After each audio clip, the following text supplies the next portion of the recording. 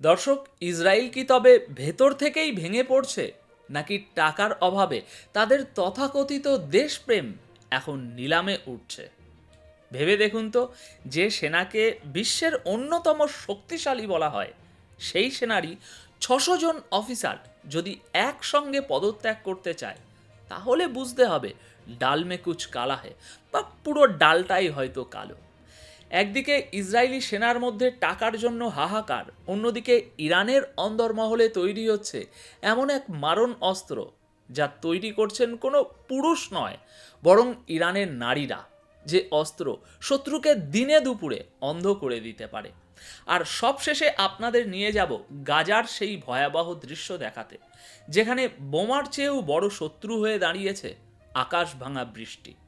আজকের ভিডিওর প্রতিটি তথ্য, প্রতিটি বিশ্লেষণ আপনাকে ভাবতে বাধ্য করবে মধ্যপ্রাচ্যের যুদ্ধের মোড় আসলে কোন দিকে ঘুরছে। আজকের এই প্রতিবেদনের খবরগুলো আপনি কোনো মেনস্ট্রিম মিডিয়ায় পাবেন না। চলুন তাহলে শুরু করা যাক এই গুরুত্বপূর্ণ প্রতিবেদন। আপনারা দেখছেন এটাই রিয়ালিটি, আর আমি অনুপ বিশ্বাস। দর্শক, ইসরায়েলি সেনার ভিতরে যেন এক বিশাল ঝড় উঠেছে। খবর পাওয়া যাচ্ছে প্রায় 600 জন অফিসার এবং এনসিও একসঙ্গে পদত্যাগের আবেদন জমা দিয়েছেন। কিন্তু হঠাৎ কেন এমনটা হচ্ছে? দেখুন, এর পেছনে রয়েছে এমন এক সিদ্ধান্ত যা সেনার মেরুদণ্ডটাই ভেঙে দিয়েছে। দর্শক, ইসরায়েলি ডিফেন্স ফোর্সেস বা আইডিএফ এর প্রায় 600 অফিসার কেন ইস্তফা দিচ্ছে জানেন? কারণ হলো, কি কারণ? এইটা টাকা। হ্যাঁ, ঠিকই শুনেছেন। ইসরায়েলের supreme court chief of staff increases নামের একটি পুরনো ফিনান্সিয়াল প্রিভিলেজ বা বিশেষ আর্থিক সুবিধা আপাতত বন্ধ বা ফ্রিজ করে দিয়েছে।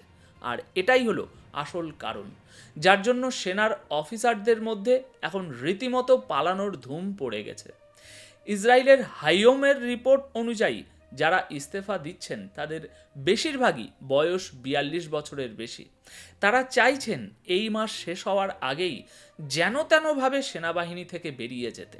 কারণ এই মাস শেষ হলেই নতুন নিয়ম আইনিভাবে চালু হয়ে যাবে, তখন আর পালানোর কোনো পথ খোলা থাকবে না।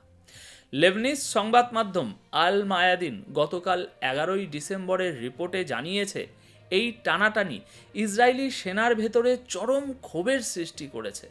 যদিও এখনও ইস্তফা গৃহীত হয়নি, কিন্তু তারা প্রস্তাব দিয়ে রেখেছেন। আর যদি এই ইস্তফা গৃহীত হয়ে যায়, তবে সেটা আরও বড় খবর হয়ে দাঁড়াবে। দেখুন, ইসরায়েলে এই আর্থিক সুবিধা বা ফিনান্সিয়াল প্রিভিলেজ সবসময় সেনাদের আনুগত্য ধরে রাখার একটা বড় হাতিয়ার ছিল। আর এখন যখন সেই টাকায় টান পড়েছে, তখন সেনার ভেতরের দুর্বলতাগুলো একদম স্পষ্টভাবে বেরিয়ে পড়েছে।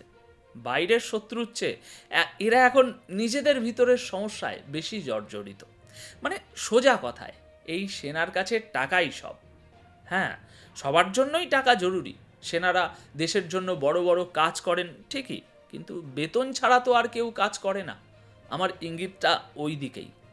অফিসারদের এই ইস্তফার ঢল বুঝিয়ে দিচ্ছে যে পরিস্থিতি শুধু রাগের মধ্যে সীমাবদ্ধ নেই, বরং সিস্টেমের উপর থেকে তাদের বিশ্বাসটাই উঠে যাচ্ছে। দর্শক, এবার আসি ইরানের খবরে। ইরান এক নতুন সামরিক শক্তি পেয়েছে। এর নাম সৈয়দ-4 ইলেকট্রনিক ওয়ারফেয়ার সিস্টেম। এটি অত্যন্ত কাজের একটি জিনিস, কিন্তু সবচেয়ে অবাক করা এবং গর্বের বিষয় হলো, এটি তৈরি করেছেন ইরানের বোনেরা। হ্যাঁ, ইরানের প্রতিরক্ষা মন্ত্রকের মহিলা বিশেষজ্ঞরা মিলে এটি ডিজাইন করেছেন এবং তৈরি করেছেন।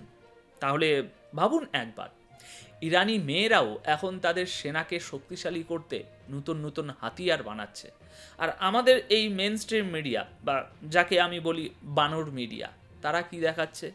তারা ব্যস্ত হিজাব নিয়ে, চুল কাটা নিয়ে। আরে ভাই, ইরানের মেয়েদের এই সব সাফল্যের কথাও তো একটু তুলে ধরুন। তবে এই সিস্টেমের প্রদর্শনীতে একটা রহস্যময় ঘটনা ঘটেছে। ইরানের সরকারি টিভি চ্যানেল নিরাপত্তার কারণ দেখিয়ে আসল সিস্টেমটা টিভিতে দেখায়নি। তার বদলে এর একটা রেপ্লিকা বা নকল মডেল দেখিয়েছে। কিন্তু কেন এমনটা হলো?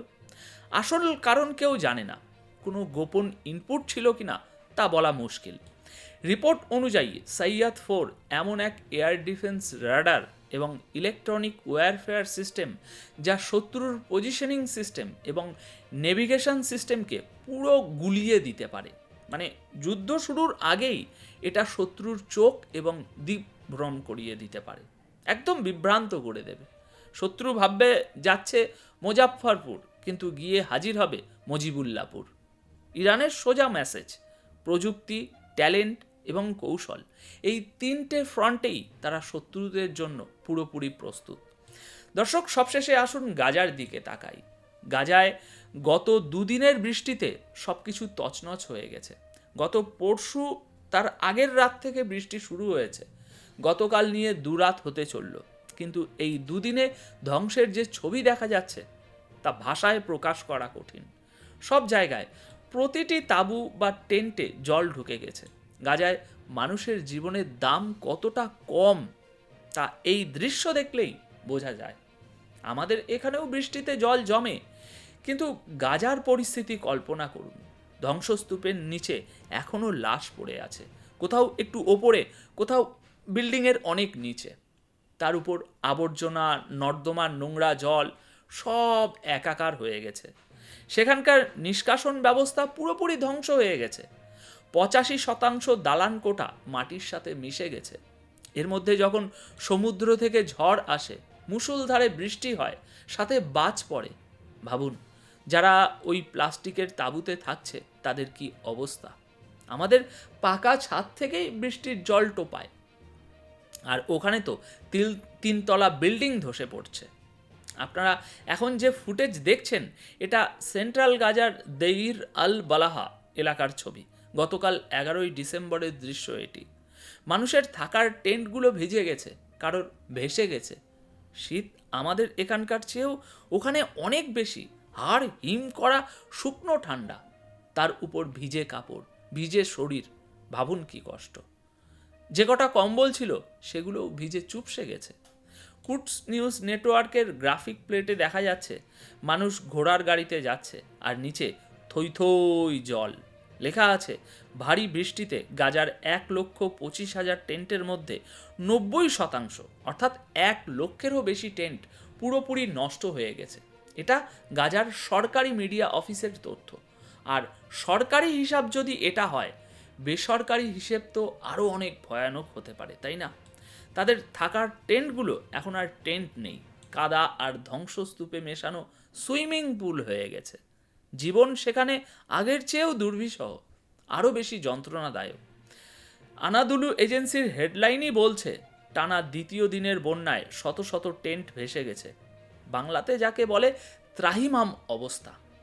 দর্শক, আজকের এই পুরো ঘটনা প্রবাহ আমাদের সামনে একটা পরিষ্কার সমীকরণ তুলে ধরছে। লক্ষ্য করে দেখুন, ইসরায়েলের মতো একটি রাষ্ট্র যারা প্রযুক্তির বড়াই করে, তাদের সেনার আনুগত্য নির্ভর করছে শুধুমাত্র আর্থিক সুবিধার উপর। যখনই পকেটে টান পড়ছে, তখনই তাদের দেশপ্রেম জানলা দিয়ে পালাচ্ছে। দেখুন, যে সেনার আদর্শ টাকার উপরে দাঁড়িয়ে থাকে, সেই সেনা যত শক্তিশালী হোক না কেন, ভেতর থেকে তারা আসলে ফাঁপা। আর ইতিহাস সাক্ষী, ঘরের ভেতরের এই ফাটলই বড় বড় সাম্রাজ্যের পতনের কারণ হয়েছে। অন্যদিকে ইরানকে দেখুন, পশ্চিমারা যাদের হিজাব আর নারী স্বাধীনতা নিয়ে জ্ঞান দেয়, সেই ইরানের নারীরাই আজ দেশের প্রতিরক্ষা ব্যবস্থা গড়ে তুলছে। এটা শুধু ওই প্রযুক্তির জয় নয়, এটা পশ্চিমাদের মুখে একটা চাপেটাঘাত। আর গাজার মানুষ আজ প্রকৃতির কাছেও অসহায়। কিন্তু মনে রাখবেন, যারা এই অমানবিক কষ্টের মধ্যেও টিকে আছে, তাদের মনোবল ভাঙা কোনো সাধারণ সেনার পক্ষে সম্ভব নয়। আমার পর্যবেক্ষণ বলছে, আগামী দিনগুলোতে আমরা যুদ্ধের ময়দানে অস্ত্রের চেয়ে বেশি মনস্তাত্ত্বিক লড়াই বা সাইকোলজিক্যাল ওয়ারফেয়ার দেখতে পাবো। ইসরায়েল ভেতর থেকে দুর্বল হচ্ছে, আর তাদের শত্রুরা কৌশলগতভাবে আরও ধুরন্ধর হচ্ছে। পরিস্থিতি যেদিকে যাচ্ছে, তাতে খুব শীঘ্রই মধ্যপ্রাচ্যে মানচিত্রে এবং ক্ষমতার ভারসাম্যে এক বড় পরিবর্তনের আভাস আমি পাচ্ছি। এখন আপনারা কি মনে করেন, ইসরায়েলি অফিসারদের এই পলায়ন বৃত্তি কি তাদের পতনের শুরু? আপনার মতামত নিচে কমেন্ট করে অবশ্যই জানাবেন। ধন্যবাদ আপনাদের সকলকে।